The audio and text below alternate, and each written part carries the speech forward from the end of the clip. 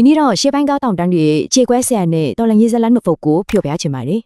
ဒီဇလန်ကဒေဇီနဲ့ရှီလာချောင်းမှာသူတို့ကအန်ဒရီမြောင်းတဲ့ကန်ချာလောကကနေလွတ်မြောက်ခြင်းခဲ့ကြတယ် သူမတို့ရာဇဝတ်လောကကိုတောင်စွန့်ခဲ့တာဒါပေမဲ့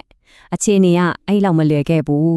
ဒီစီကတော့ပြောင်းလဲလုံနိုင်မယ်လို့ယုံကြည်ခဲ့တယ်သူရဲ့တော်လန်တဲ့စစ်ကူကတော့အရက်ကန်ကြပဲ ဘာလို့ဒီလောက်အရေးပါသွားတာလဲဆိုတော့တဲရတာအရန်လွယ်လို့ပဲဒါကဂါတိလူမျိုးတွေအတွက်အခွင့်အရေးကြီးတစ်ခုဖြစ်လာတယ် တင်းနဲ့ပဲကြတယ်သူလုံငန်းကအချီးကျဲပေါက်သွားပြီးဒေတာရဲ့ boss ကြီးနိုင်ထူကွင်းကိုချင်းချုံမှုဖြစ်လာခဲ့တယ်အဲ့တော့နိုင်ထူကိုင်းကသူ့ကိုမိတ်ဖက်လို့မမြင်ဘူးသူတို့အာနာကိုချင်းချုပ်လာတဲ့သူလိုပဲမြင်ခဲ့တာ ဒေစီကအလုပ်တမမဟုတ်ပဲမိတ်ဖက်ဖချင်းခဲ့တာဒါပေမဲ့နိုင်ထူကိုင်းကတော့တခြားအချမ်းစီတွေရှိနေခဲ့တယ် အဲ့ဒီမှာပဲကားတောင်တန်းအတွက်သူ့အိမ်မက်တီသူ့နဲ့အတူပြောကွဲသွားတယ်လို့ပဲဒါပေမဲ့တကယ်ပဲလား အဲ့ဒီနာကျင်မှုတွေကြားကနေအိမ်အားအသစ်တစ်ခုမွေးဖွားလာခဲ့တယ်ရှီလာရဲ့ဇလန်ကအခုမှစလာ အစပိုင်းမှာတော့ထွေးကြွေးဆက်ဖို့ပဲသူမနမေရရန်သူတွေအတွက်ကြောက်စရာတစ်ခုဖြစ်လာခဲ့တယ် ဒါပေမဲ့ရှီလာတခုသဘောပေါက်လာတယ်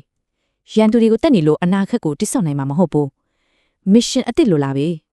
အဲ့ဒီမှာသူမရဲ့ပန်းတိုင်ကပြောင်းသွားတယ်ဒါကကိုဝေကိုရာကလည်းစားချေတာမဟုတ်တော့ဘူးဒေစီရဲ့အိမ်မက်အချီကြီးကိုအကောင့်တဲခေါ်ဖို့ပဲ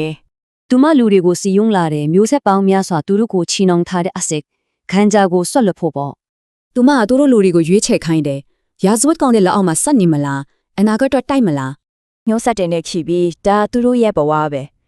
စင်ရဲမွဲတွေမူနဲ့အန်တီရဒီရှီလာကလွတ်မြောက်ဖို့လမ်းကိုပြခဲ့တယ်